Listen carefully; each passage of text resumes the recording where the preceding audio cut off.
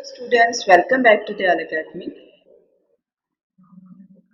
आज का हमारा टॉपिक है methods of valuation of goodwill.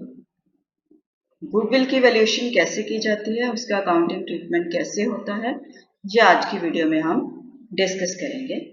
इससे पहले वीडियो में पार्ट 1 में हमने गुडविल की जो थ्योरी थी वो आपके साथ डिस्कस की थी।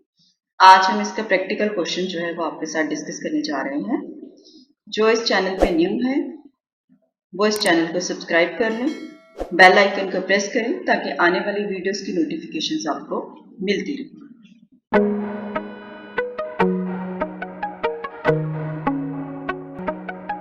First method is average profit method. Average profits method में हम प्रॉफिट्स जो है उनकी पहले एवरेज फाइंड आउट करते हैं और उस एवरेज के ऊपर जो गुडविल है वो फाइंड आउट की जाती है। For example number 1, the past profits of 5 years of a partnership are 40, 50, 32, 68, 56,000 respectively. Calculate the value of the goodwill on the basis of 3 years purchase of the average profit of last 5 years. तो question में आपको 5 year का जो है वो profit given है और ये बोला गया है कि 3 इयर्स ऑफ परचेज हैं, हमें 3 इयर्स की जो है वो गुडविल फाइंड आउट करनी है। परचेज ईयर हमारे 3 हैं और एवरेज हमें निकालनी है लास्ट 5 इयर्स के जो प्रॉफिट्स हैं उनकी। तो लास्ट 5 ईयर के प्रॉफिट हमें क्वेश्चन में गिवन है, हम सबको प्लस कर लेंगे और टोटल प्रॉफिट जो है वो 5 ईयर का फाइंड आउट कर लेंगे। टोटल प्रॉफिट इज 2,46,000 आ जाएगा जब हम इन 5 इयर्स के प्रॉफिट को प्लस करेंगे। एवरेज निकालने का जो फार्मूला होता है वो होता है टोटल को नंबर के साथ डिवाइड कर देना। तो यहाँ पर हमारे पास क्या है, टोटल प्रॉफिट्स हैं। टोटल प्रॉफिट कितने हैं, 2,46,000 एंड नंबर ऑफ इयर्स क्या है, 5। तो 2,46,000 को हम 5 के साथ डिवाइड कर देंगे, आंसर विल बी 49,200। अब ये हमारे पास क्या आ गया है, एवरेज प्रॉफिट। इस एवरेज प्रॉफिट को हमें 3 के साथ मल्टीप्लाई करना है क्योंकि हमारे परचेज ईयर जो है वो 3 है। तो 49200 को अगर हम 3 से मल्टीप्लाई करते हैं तो answer will be 1,47,600। That is the goodwill of the firm. तो सिंपली हमें क्या करना है, प्रॉफिट्स की एवरेज निकालनी है।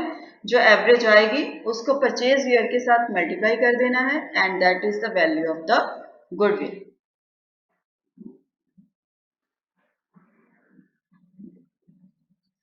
नेक्स्ट एग्जांपल में हमें कुछ एबनॉर्मल गेन्स और एबनॉर्मल लॉसेस जो है वो गिवन है। तो हमें ये फाइंड आउट करना है कि हम इनका ट्रीटमेंट कैसे करेंगे। जब भी आपको गुडविल फाइंड आउट करनी है तो उसके लिए सबसे इम्पॉर्टेंट चीज ये है कि गुडविल के लिए जो एवरेज निकाली जाएगी वो नॉर्मल प्रॉफिट्स की निकाली जाएगी, उसमें एबनॉर्मल प्रॉफिट्स या एबनॉर्मल लॉसेस नहीं आएंगे। अगर आपके बिजनेस में आपको प्रॉफिट हो रहा है तो आप प्लस करोगे, अगर लॉस हो रहा है तो वो माइनस करोगे, बट वो नॉर्मल प्रॉफिट या नॉर्मल लॉस ही होंगे, एबनॉर्मल प्रॉफिट या एबनॉर्मल लॉस नहीं होंगे। आइए इस चीज को एक एग्जाम्पल की हेल्प से समझते हैं। X purchased Y's business from 1st Jan 2019 and the profits disclosed by Y's business for the last 3 years were as follows. X ने Y का बिजनेस परचेज किया है और जो लास्ट 3 इयर्स के Y के प्रॉफिट्स हैं वो कुछ इस तरह से हैं कि 2016 में जो प्रॉफिट है वो 50,000 का है, बट उसके साथ एक इंफॉर्मेशन है कि ये जो 50,000 है इसमें एक उसने एबनॉर्मल गेन 8,000 का ऐड किया हुआ है। तो एबनॉर्मल गेन को हमें ऐड नहीं करना है क्योंकि हमें नॉर्मल प्रॉफिट चाहिए, इसलिए हम 50,000 में से 80,000 को माइनस कर देंगे। देन 17 में 60,000 प्रॉफिट है लेकिन इसमें एबनॉर्मल लॉस जो है वो चार्ज किया हुआ है, मीन्स के माइनस किया हुआ है और हमें एबनॉर्मल लॉस को नहीं लेना है। सो इसलिए हम लॉस को प्लस कर देंगे 60,000 में। इसके बाद हमारे पास आता है 2018 का। 2018 में 55,000 जो है वो हमें प्रॉफिट है लेकिन 7,000 का इंश्योरेंस प्रीमियम भी है फर्म की प्रॉपर्टी का। ये फर्म की प्रॉपर्टी का इंश्योरेंस प्रीमियम है, इट मीन्स कि ये फर्म का एक्सपेंस है। तो फर्म का एक्सपेंस जो होता है वो हम इनकम्स में से सारे एक्सपेंसेस जब माइनस करते हैं तभी नॉर्मल प्रॉफिट आता है। तो इट मीन्स कि हमें इंश्योरेंस प्रीमियम को माइनस करना चाहिए था, लेकिन हमने इसको क्या कर दिया है, एक्सक्लूड कर दिया है, मीन्स कि इसको माइनस नहीं किया है। तो 50,000 में से हम 7,000 को माइनस करेंगे, क्योंकि इंश्योरेंस प्रीमियम कोई एबनॉर्मल नहीं है, आइटम नहीं है, ये नॉर्मल आइटम है, एक नॉर्मल एक्सपेंस है जो बिजनेस का एक्सपेंस है, तो हमें प्रॉफिट में से इसको माइनस करना है। इसके बाद हमें नीचे गिवन है कि हमें 2 इयर्स परचेज लेने हैं और 3 इयर्स का जो है वो एवरेज निकालनी है नॉर्मल प्रॉफिट्स की। तो सिंपली हम क्या करेंगे, सबसे पहले हम नॉर्मल प्रॉफिट्स फाइंड आउट करेंगे फॉर 16, 17 एंड 18। 16 के लिए एबनॉर्मल गेन को माइनस कर देंगे तो 42 आ जाएगा, 17 में एबनॉर्मल लॉस को प्लस कर देंगे 72 आएगा, एंड 18 में इंश्योरेंस को लेस करेंगे तो 48,000 हमारे पास आ जाएगा। इट मीन्स कि हमारा जो टोटल प्रॉफिट है 3 इयर्स का वो हो गया 1,62,000। देन अगेन हम वही फार्मूला यूज करेंगे एवरेज प्रॉफिट का। 1,62,000 प्रॉफिट जो है वो 3 इयर्स का है, तो 3 से डिवाइड करेंगे, 54,000 is the average profit and the goodwill is 54,000 multiply by 2, that is 1,08,000 हमारी जो है वो गुडविल आ जाएगी। Next method is weighted average profit method. Weighted average profit method को मल्टीप्लायर मेथड भी कहते हैं। एवरेज प्रॉफिट मेथड जो होता है उसकी ये एक एक्सटेंशन है, इसमें भी हमें एवरेज प्रॉफिट ही फाइंड आउट करने हैं, बट उनको वेट के साथ मल्टीप्लाई करके, जो वेटेज गिवन है उसके साथ मल्टीप्लाई करके हमें एवरेज प्रॉफिट फाइंड आउट करना पड़ेगा, इसलिए इसको मल्टीप्लायर मेथड भी कहते हैं।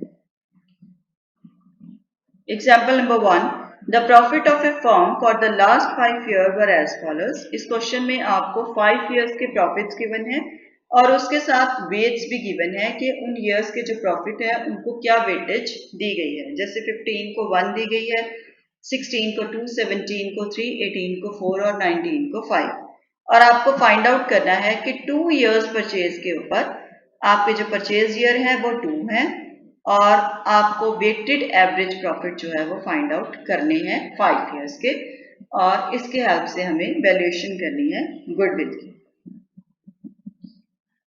तो इसके लिए सबसे पहले हम क्या करेंगे कि ईयर्स लिखेंगे कि कौन कौन से ईयर्स हैं, उनमें कौन कौन से प्रॉफिट्स गिवन है हमें और वेट्स कौन कौन से गिवन है। प्रॉफिट्स को उनके वेट के साथ मल्टीप्लाई कर दिया जाएगा, 43,000 मल्टीप्लाई 1, तो उसका प्रोडक्ट निकाल लिया जाएगा। प्रोडक्ट हो जाएगा 43,000। 50 को 2 के साथ आप मल्टीप्लाई करोगे तो 1 लाख आएगा, 52 को 3 के साथ करोगे 1,56,000 आएगा, 65 को 4 के साथ करोगे 2,60,000 एंड 85 को 5 के साथ करेंगे तो 4,25,000 आ जाएगा। तो ये हमारा टोटल आ जाएगा 9,84,000। तो टोटल प्रोडक्ट इज 9,48,000 और यहाँ पर जो एवरेज प्रॉफिट होगा उसका फार्मूला क्या होगा कि जो आपने प्रोडक्ट फाइंड आउट किया है, जो टोटल है, उसको वेट के साथ आपको डिवाइड करना है। इससे पहले एवरेज में हम नंबर ऑफ ईयर के साथ मल्टीप्लाई करते थे, लेकिन यहाँ पर हमें प्रोडक्ट को डिवाइड करना है वेट के साथ। तो प्रोडक्ट है हमारा 9,84,000 और वेट है 15। ये जो वेट है इनको जब आप प्लस करोगे तो 15 आएगा। Then average profit will be 65,600 और गुडविल जो है वो हम एवरेज प्रॉफिट को परचेज ईयर के साथ मल्टीप्लाई कर देंगे। परचेज ईयर 2 गिवन है क्वेश्चन में। Then the value of the goodwill is 1,31,200 according to the multiplier method or weighted average profit method.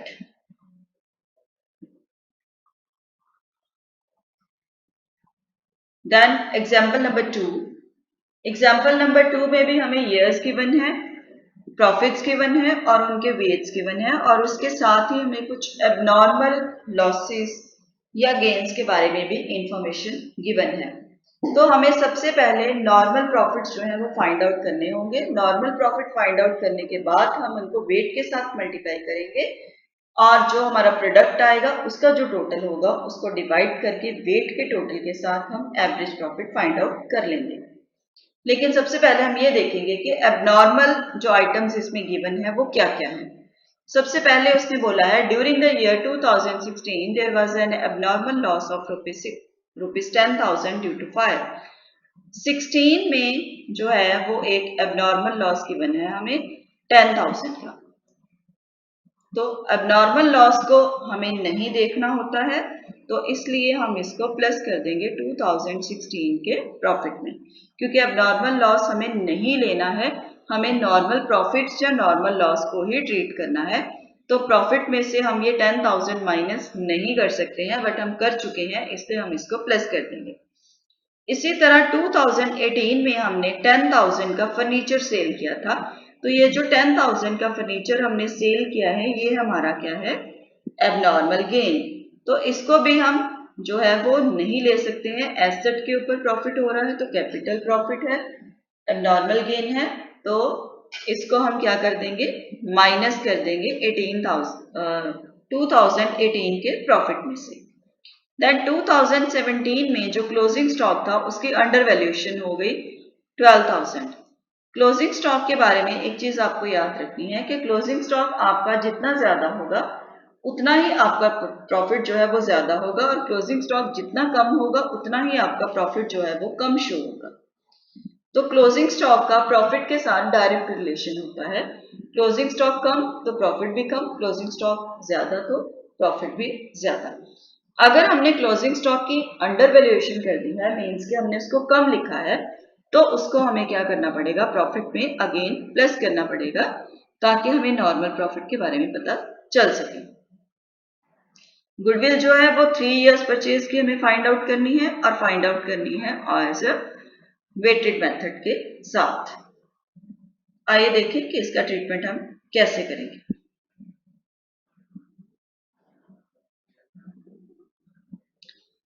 सबसे पहले हमें नॉर्मल प्रॉफिट फाइंड आउट करने हैं। तो 2015 का तो प्रॉफिट जो है वो नॉर्मल ही है, उसमें कुछ भी अब नॉर्मल नहीं है, उसको एज इट इज ले लेंगे 50,000। लेकिन 16 का जो अब नॉर्मल लॉस है उसको प्लस करने के बाद प्रॉफिट आता है 80,000। और 17 में क्या है, क्लोजिंग स्टॉक की अंडर वैल्यूएशन हुई थी, तो उसको भी हम प्लस कर देंगे, तो वो आ जाएगा 1,12,000।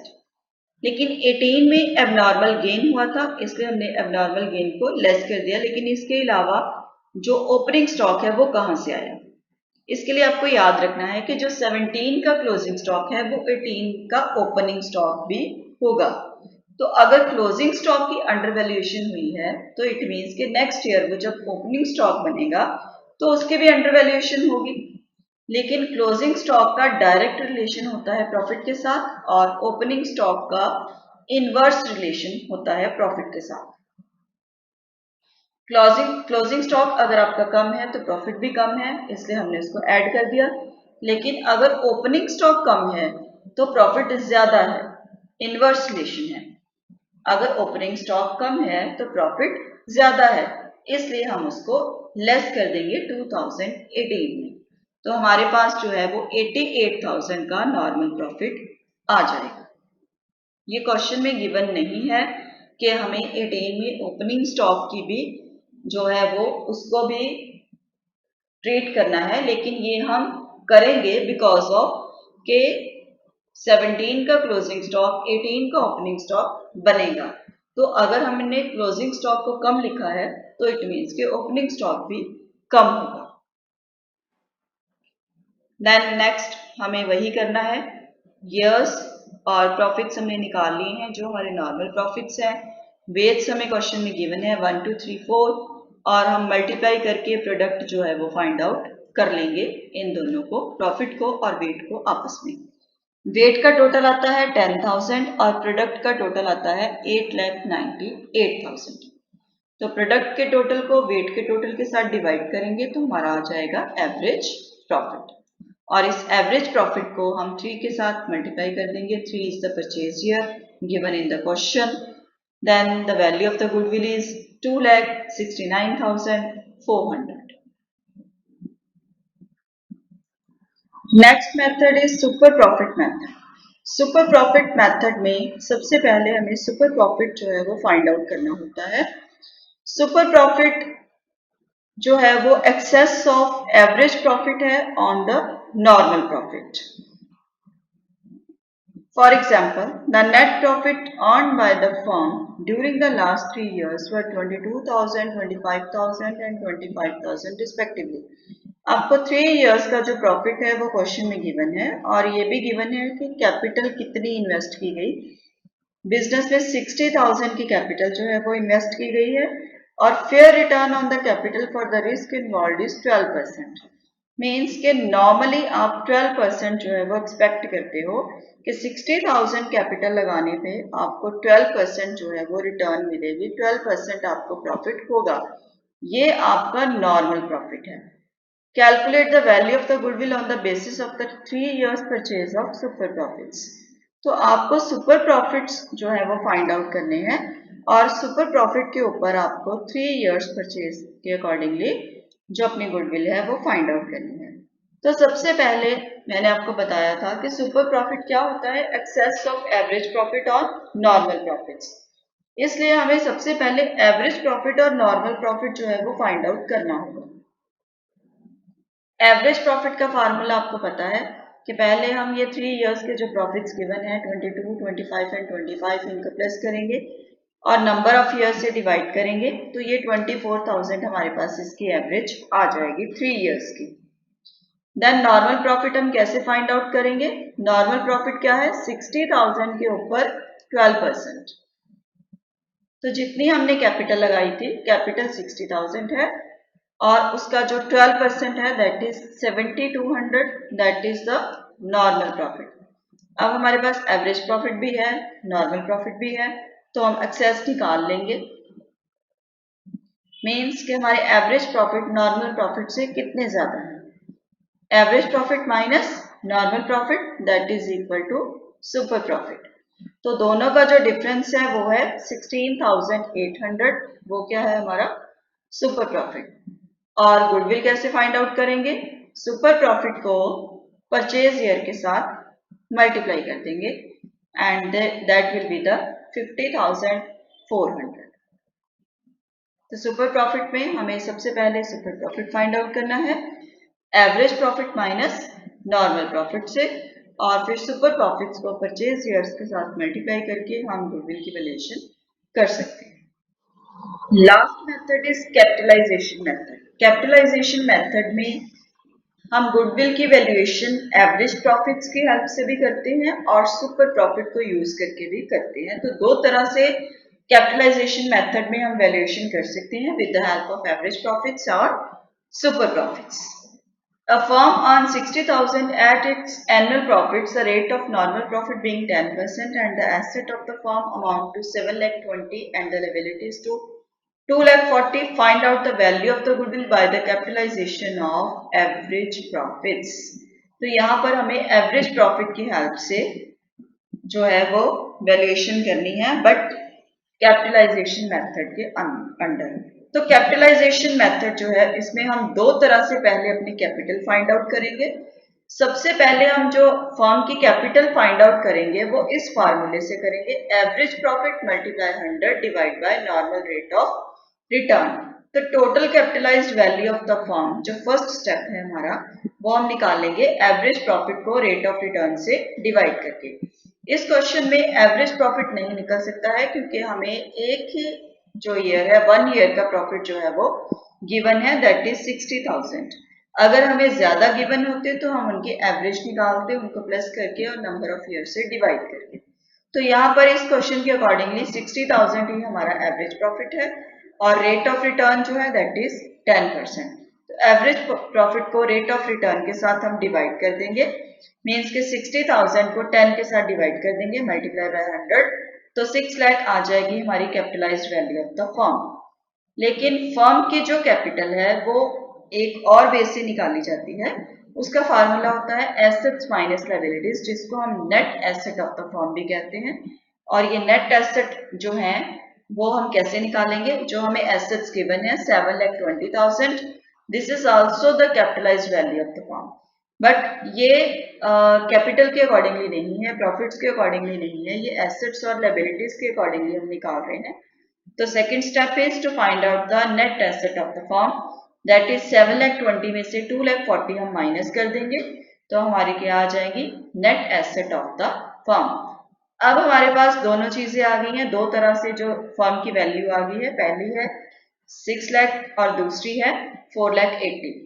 तो इन दोनों का जो डिफरेंस है, क्योंकि फर्म की वैल्यू तो एक ही होनी चाहिए, बट यहाँ पर दोनों तरह से जब हम उसको सॉल्व करते हैं तो हमारे पास अलग अलग वैल्यूज आती हैं, इसलिए इन दोनों का जो डिफरेंस है दैट इज गुडविल। 6 लाख में से 4,80,000 हम माइनस कर देंगे, तो जो 1,20,000 ज्यादा है वो क्या है, हमारी गुडविल है।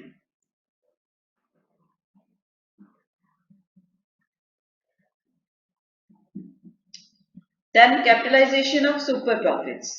सुपर प्रॉफिट की हेल्प से हम इसे कैसे निकाल सकते हैं? क्वेश्चन में हमें एवरेज प्रॉफिट गिवन है, तो पहले तो हमें सुपर प्रॉफिट फाइंड आउट करना है। तो सुपर प्रॉफिट क्या होता है? Excess of average profit on normal profit. तो एवरेज प्रॉफिट हमें फाइंड आउट करने की जो है वो जरूरत नहीं है, क्योंकि 1,60,000 इज ऑलरेडी गिवन। तो हम क्या निकालेंगे? Normal profit. तो नॉर्मल प्रॉफिट कैसे निकलता है? नॉर्मल प्रॉफिट जो है वो कैपिटल एम्प्लॉयड के ऊपर निकलता है। तो सबसे पहले हमें ये फाइंड आउट करना पड़ेगा कि इस क्वेश्चन के अकॉर्डिंगली हमारी कैपिटल एम्प्लॉयड कितनी है। कैपिटल निकालने के लिए अभी हमने एक मेथड यूज किया था कि एसेट में से लायबिलिटीज को माइनस कर दो। इससे पहले वाले क्वेश्चन में हमने दो तरह से कैपिटल निकाली थी, एक एवरेज प्रॉफिट की हेल्प से और दूसरा एसेट में से लायबिलिटीज को माइनस करके। तो कैपिटल एम्प्लॉयड जो है वो हमारी एसेट्स कितनी है? 15 लाख और लायबिलिटीज कितनी है? 4,20,000। तो दोनों का डिफरेंस जो आएगा that is the capital employed, और उसके ऊपर हम 10% निकाल देंगे, वो क्या हो जाएगा? हमारा नॉर्मल प्रॉफिट। अब हमारे पास एवरेज प्रॉफिट भी है, नॉर्मल प्रॉफिट भी है, तो हम इन दोनों का डिफरेंस फाइंड आउट कर लेंगे और वो आ जाएगा हमारा सुपर प्रॉफिट। अब ये जो सुपर प्रॉफिट आया है इसको परचेज ईयर के साथ यहाँ पे मल्टीप्लाई नहीं करना है, क्योंकि ये कैपिटलाइजेशन के अंडर है। तो इसका फार्मूला है गुडविल फाइंड आउट करने का, सुपर प्रॉफिट को हम नॉर्मल रेट ऑफ रिटर्न से डिवाइड कर देंगे। तो इसमें आपने कंफ्यूज नहीं होना है। अगर हमें एवरेज प्रॉफिट यूज करके कैपिटलाइजेशन में वैल्यूएशन करनी है, तो एवरेज प्रॉफिट को अगर आप नॉर्मल रेट ऑफ रिटर्न से डिवाइड करते हो तो वो कैपिटलाइज्ड वैल्यू आती है फर्म की। लेकिन सुपर प्रॉफिट मेथड में अगर हम सुपर प्रॉफिट को नॉर्मल रेट के साथ डिवाइड करते हैं तो हमारे पास डायरेक्टली गुडविल आ जाती है। तो इस क्वेश्चन में आपको क्या करना है? सबसे पहले सुपर प्रॉफिट फाइंड आउट करना है, वैसे ही एवरेज प्रॉफिट में से नॉर्मल प्रॉफिट को माइनस करके, और फिर सुपर प्रॉफिट को जो नॉर्मल रेट ऑफ रिटर्न है उसके साथ डिवाइड कर देना है, तो हमारे पास गुडविल जो है वो आ जाएगी। आई होप कि ये वीडियो आपके लिए हेल्पफुल होगी। अगर आपको वीडियो अच्छी लगे तो वीडियो को लाइक करें, चैनल को सब्सक्राइब करें, वीडियो को शेयर करें, कमेंट सेक्शन में बताएं कि आपको ये वीडियो कैसी लगी। Thank you very much.